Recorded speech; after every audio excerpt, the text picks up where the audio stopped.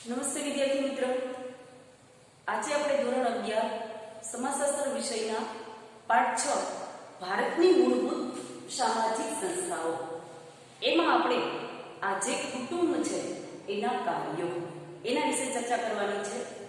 તો એ કુટુંબના કાર્યો, લગ્ન સંસ્થા સાથે સંકળાયેલા અમુક મુદ્દા આવશે તો એને સૂત્ર દ્વારા આપણે યાદ રાખીએ કે જેથી આપણે સરળતાથી આ કુટુંબના કાર્યો છે એને મુદ્દા છે એ યાદ રાખી શકીએ। એ માટેનું સૂત્ર છે જય આશા સામ। કુટુંબના કાર્યોનું સૂત્ર છે જય આશા સામ, એટલે કે જૈવિક કાર્ય, આર્થિક કાર્ય, સામાજિક કાર્ય, ત્યારબાદ સાંસ્કૃતિક કાર્ય અને મનોવૈજ્ઞાનિક કાર્ય, આવા 5 કાર્યો છે એ કુટુંબના બતાવેલા છે। કુટુંબનું કામ શું છે, કુટુંબ એવું શું મહત્વનું કાર્ય કરે છે કે જેનું મહત્વ છે, તો એવા પહેલું જે કાર્ય છે જે મહત્વનું છે એ છે જૈવિક કાર્ય।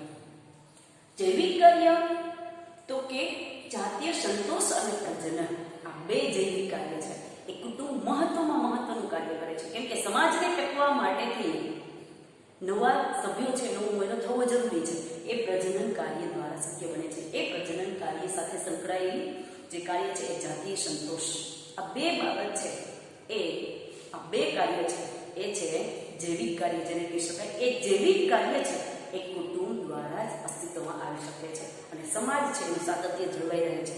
તો જાતીય સંતોષ અને પ્રજનન વગેરેનો સમાવેશ છે એ કુટુંબના જૈવિક કાર્યમાં થાય છે। સ્ત્રી પુરુષના જાતીય વૃત્તિ છે, જાતીય સંતોષ છે, એનો સંતોષ કુટુંબમાં જ સમાજ માન્ય અને સમાજ સ્વીકૃત રીતે જ સંતોષાય છે। સમાજ માન્ય, સમાજ સ્વીકૃત જે જાતીય વૃત્તિનો સંતોષ છે એને જ સમાજ માન્ય ગણે છે, અન્યથા જાતીય સંતોષ છે, જાતીય વૃત્તિનો સંતોષ છે એને માન્ય ગણવામાં આવતો નથી। હવે એ બંને કાર્ય છે એ જૈવિક કાર્યથી છે, જાતીય સંતોષ અને પ્રજનન। ત્યારબાદ બીજું કાર્ય છે આર્થિક કાર્ય, અર્થ ઉપાર્જનનું કાર્ય છે। તો કે કુટુંબના સભ્યો છે એ સાથે મળીને, સ્ત્રી પુરુષ કે કુટુંબના સભ્યો છે એ સાથે મળી અને અર્થ ઉપાર્જન કરે છે કે જે કંઈ કુટુંબના સભ્યો છે એના ભરણ પોષણ માટે અને એમની ભૌતિક જરૂરિયાતો છે એમને સંતોષવા માટે જે અર્થ ઉપાર્જન કરવું પડે છે એ કુટુંબના સભ્યો દ્વારા જ શક્ય બને છે, અને ત્યારે જ કુટુંબના સભ્યોની બધી જરૂરિયાતો છે એ સંતોષાઈ શકે છે। તો કુટુંબના સભ્યોની જે ભૌતિક જરૂરિયાતો છે એ પૂરી પાડવાનું કાર્ય છે એ પણ કુટુંબ કરે છે, કેમ કે બધી જ જરૂરિયાતો એમની ખોરાક, પોશાક, રેડી કેડી માટેની તમામ સુખ સગવડો છે એ જો પૂરો પાડવો હોય કુટુંબના સભ્યો, તો એમના માટે કુટુંબના સભ્યો છે એમણે સાથે મળીને કોઈને કોઈ અર્થ ઉપાર્જન છે કરી અને આ ભૌતિક જરૂરિયાતો છે એ પૂર્ણ કરવી પડે છે। કુટુંબનું ભરણ પોષણ અને અર્થ ઉપાર્જનમાં સ્ત્રી પુરુષ એ બંનેની શું રહે છે, તો કે સહભાગીદારી છે જોવા મળે છે। બંને સાથે મળીને કુટુંબનું ભરણ પોષણ અને અર્થ ઉપાર્જન માં આ બેમાં સ્ત્રી પુરુષ છે બંને સહભાગીદારીતા જોવા મળે છે। સંતાનોના ઉછેર અને ગૃહ સંચાલન છે એ બંનેનું કાર્ય છે એમાં મોટા ભાગે સ્ત્રી છે એ જ સંભાળે છે। દરેક કુટુંબમાં સ્ત્રી છે એ બાળકો છે, સંતાનો છે એનો ઉછેર અને ગૃહ સંચાલન છે એના ઘરની જવાબદારી છે એનું કાર્ય છે એ સ્ત્રી કરે છે। તો આ રીતે ખાસ કરીને કુટુંબનું જે આર્થિક કાર્ય છે એ ભૌતિક જરૂરિયાતો છે, કુટુંબના ભરણ પોષણ, અર્થ ઉપાર્જન છે એ બધા જ કાર્ય છે એ કુટુંબ દ્વારા શક્ય બને છે। એટલે બીજું કાર્ય આર્થિક કાર્ય કરે છે આ રીતે। ત્યારબાદ ત્રીજું કાર્ય છે એ મહત્વનું સામાજિક કાર્ય।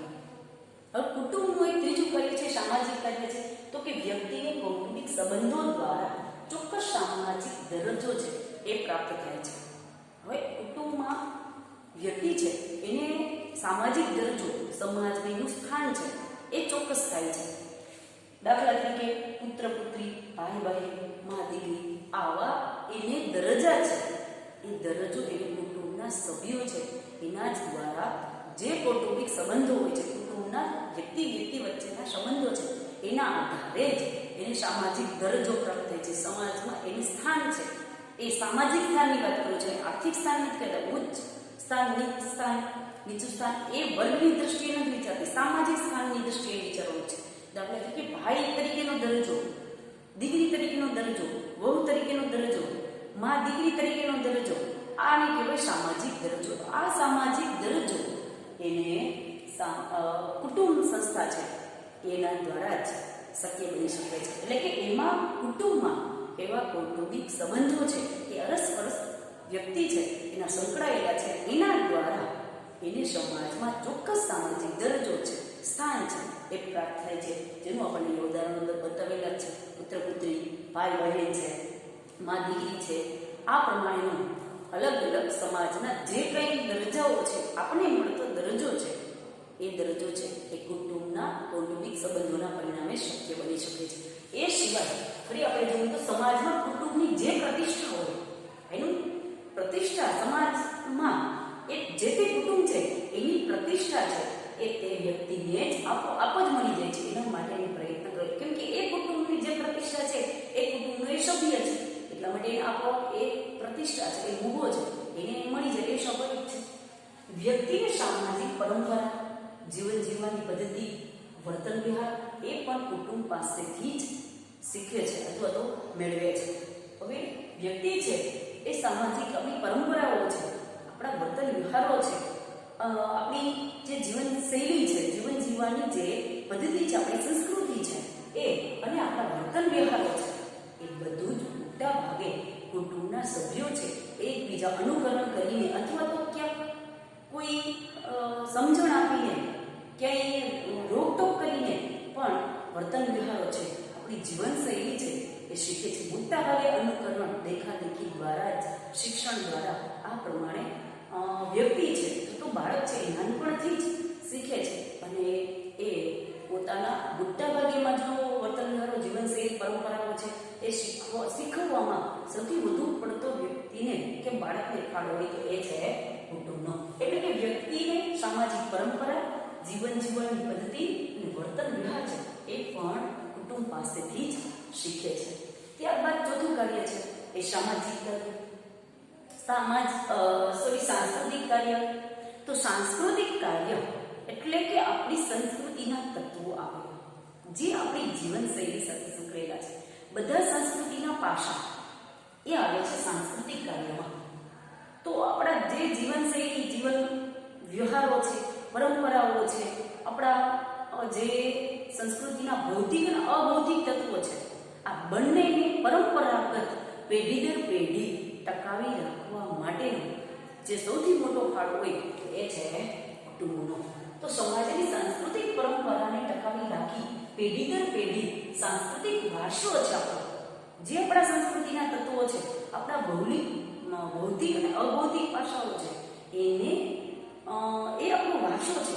વારસાનું જે ફેરબદલી, હસ્તાંતરણ એટલે કે એક પેઢી પાસે રહેલી જે કંઈ સંસ્કૃતિના તત્વો છે એની પછીની પેઢીને આપવા, આને કહેવાય હસ્તાંતરણ.